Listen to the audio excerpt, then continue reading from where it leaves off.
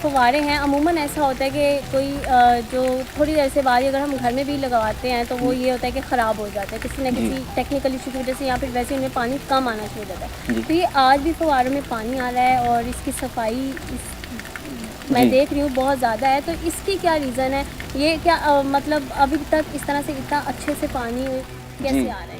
ये इस तरह है कि मुग़ल दौर में तो वो नहर थी, वो इसको फव्वारों को चलाने के लिए इस्तेमाल होती थी। अब जो है टरबाइन्स हैं और उनको ऑन किया जाता है तो फव्वारे जो है वो चल जाते हैं। उसके बाद इनको साफ़ रखने के लिए ऑयल मैन होते हैं और हमारे 2-3 कुलीग्स हैं या दोस्त हैं जो कि इसको ख़ुसूसी तौर पे जो फव्वारा मतलब नहीं चल रहा तो उसको स्पेशल देखते हैं कि इसको क्या वजह है, क्यों नहीं चल रहा। ज़्यादातर होता है इशू यही है कि इसकी क्लीनिंग हो जाती है और उसके साथ फिर उसकी जो है ना केयर की जाती है। जिस तरह आप फाउंटेन ये डेंगू का सीज़न ना हो तो फव्वारों का इशू होता है, अदरवाइज़ डेंगू का मौसम अगर नहीं है तो ये फव्वारे चलाए जाते हैं डेलीगेशंस के लिए, बच्चे आते हैं, फैमिलीज़ आती हैं, वो भी इंजॉय करते हैं। लेकिन केयर जो है वो जो 2-3 लोग हैं वो इसको ख़ुसूसी नज़र से जो है वो काम ठीक करते है, हैं। आपने बात की थी नहर के हवाले से कि एक नहर जो है वो बनाई गई थी जिससे रात होती थी। वो नहर बता सकते हैं कि कहाँ से कहाँ तक बनाई गई थी और उसका मकसद क्या था? वो नहर जो थी शाह नहर के नाम से थी। वो यहाँ से शालामार गार्डन से माधोपुर विलेज या राजपुर जिसे कहा जाता है, ये वाघा बॉर्डर से आगे मौजूद है। यहाँ से वो तकरीबन 100 मील के फासले से थी। तो वो नहर जो थी वो फ़्लो करती थी। गार्डन का जो जिस तरह हम आज लेवल देख रहे हैं वो नहर जो है वो इसकी जनूब साइड से आती थी। जनूब साइड से आके तो फिर तमाम गार्डन को स्टेप बाय स्टेप जो है वो इसको यानी कि सैराब किया जाता था। उसके साथ फिर वो जो वाटर टैंक था जो इनके फव्वारों को चलाने के लिए इस्तेमाल होता था वो भी गार्डन के उस नहर के करीब था। तो वो फिल होने के लिए भी जब पानी ऊपर से यानी कि हाइट से नीचे गिराया जाता था फिर ये फव्वारे जो है वो चलाए जाते थे। अच्छा, मुझे बताएं कि कोई डेलीगेशन आता है या फिर किसी बाहर के मुल्क का कोई आता है, जी, सरबरा आता है या फिर कोई बादशाह आता है तो यहाँ का विज़िट करता है? ये इस तरह होता है कि डेलीगेट्स तो ज़ाहिर है हमारा ये मोनूमेंट जो है दुनिया में तकरीबन तमाम ममालिक के लोग जो हैं ऑनरेबल गेस्ट जो हैं वो जानते हैं इसे। तो जब वो यहाँ पे आते हैं विज़िट के लिए हम उनको बादशाह की आरामगाह के अंदर वीआईपी गेट है, वहाँ से हम उनको जो है वो रिसीव करते हैं। वो आ रहे होते हैं, साथ फव्वारे इस तरह चल जाते हैं, साथ हम उनको ब्रीफिंग देते हैं। तो एक अच्छी यादें लेके जो है वो यहाँ से जाते हैं और तकरीबन यहाँ पे इस तरह के मेहमान जो हैं वो बाहर की दुनिया के भी और हमारे अपने भी जो हैं वो यहाँ पे आते रहते हैं। अच्छा, जब वो आते हैं तो पब्लिक के लिए क्या आप लोग करते हैं? क्या उनका आना बंद हो जाता है या फिर पब्लिक के लिए वैसे ही खुला रहता है? नहीं, बाग जो है ये पब्लिक के लिए भी खुला होता है और जो हमारे बाहर से ममालिक से लोग आते हैं, पब्लिक में लोग आपको पता है कि वो भी चाहते होते हैं कि वो उनसे मिलें।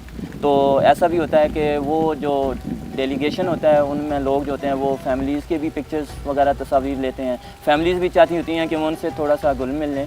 तो जहाँ हम उनको रिसीव करते हैं, विज़िट कराते हैं, ये चीज़ें उनको दिखाते हैं, वहाँ वो लोगों से भी मिलते हैं और एक अच्छा जो है वो उनके लिए अच्छा, होता है। आम रूटीन में पब्लिक के लिए किस तरह से इसको खोला गया है? पब्लिक के लिए क्या डायरेक्शंस हैं कि वो कहाँ पर जा सकते हैं या कहाँ पर नहीं जा सकते? क्या ऐसी कोई इक़दामात हैं? ये असल में जब बाग खुलता है सुबह से लेके तो मॉर्निंग से इवनिंग तक होता है, मगरिब से आधा घंटे कबल जो है ये बाग बंद हो जाता है। तो उनके लिए कोई जो है ना वो नहीं है, रुकावट नहीं है। वो आते हैं, अपनी पिक्चर्स वगैरह बनाते हैं, फैमिलीज़ के साथ टाइम स्पेंड करते हैं, तो वो वापस जाते हैं। यहाँ पे अच्छी जो है ना यादें वो लेके साथ जाते हैं। ऐसा भी होता है कि कोई फैमिली मेम्बर्स बच्चे जो हैं वो 10 साल की उम्र में आए हैं, फिर वो 20 या 25 साल या 30 साल के बाद आए हैं, तो वो ख़ुद जो है उस स्टेज पे होते हैं कि उनके बच्चे उस उम्र में होते हैं।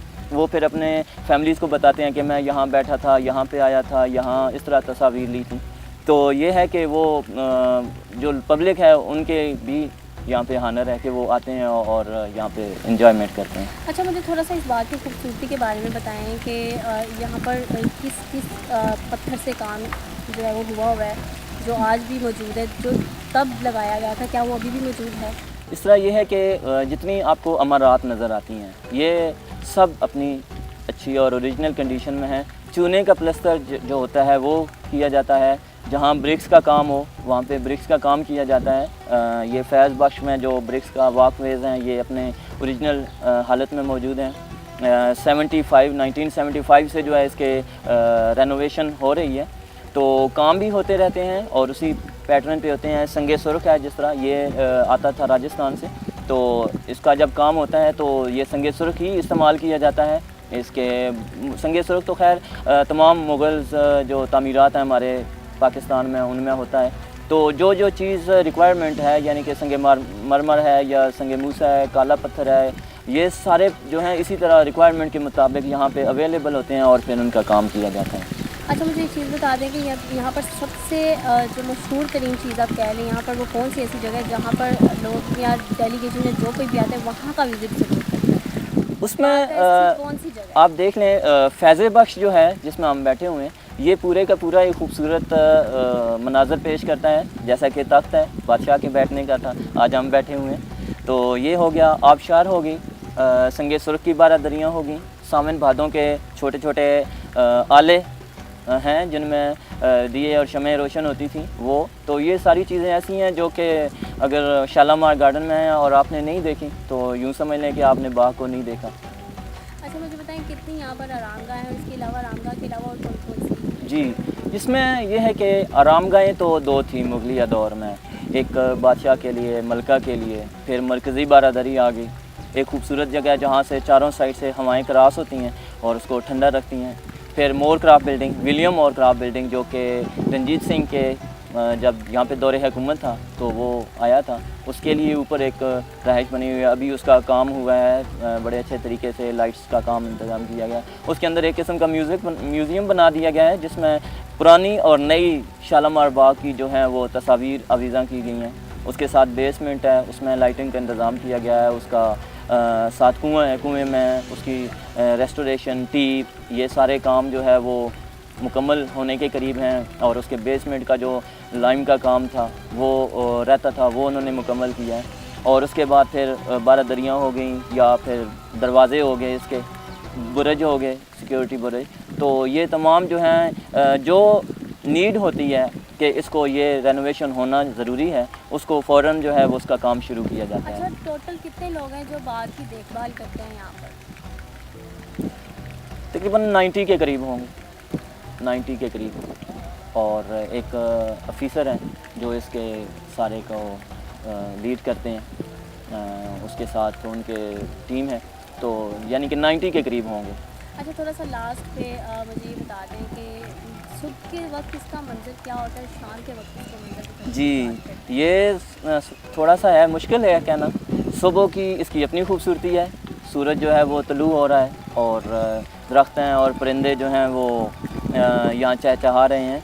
और शाम का मंज़र जो है जब सूरज जो है वो ग़रूब हो रहा है तो वो आप बारादरी में खड़े हैं और उसको देख रहे हैं, तो वो अपने ऑरेंजी कलर में जो है वो आहिस्ता आहिस्ता जो है वो जो है ग़रूब हो रहा है। तो उस वक्त फुआरे भी चले हों और परिंदे चहचहा रहे होते हैं। तो मेरे ख़्याल में मॉर्निंग और इवनिंग शालामार बाग की एक अपनी उसकी ब्यूटी है।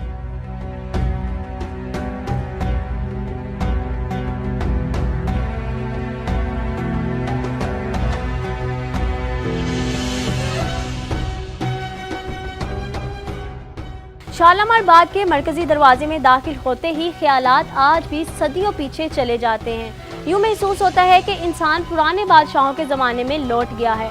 हालांकि वक्त के हाथों बहुत कुछ मिट चुका है, मगर ये मकामात आज भी अपना मशहूर कुन हुस्न लिए हुए हैं। कैमरामैन उस्मान के साथ तैयबा भट्ट, एमरा न्यूज़, लाहौर।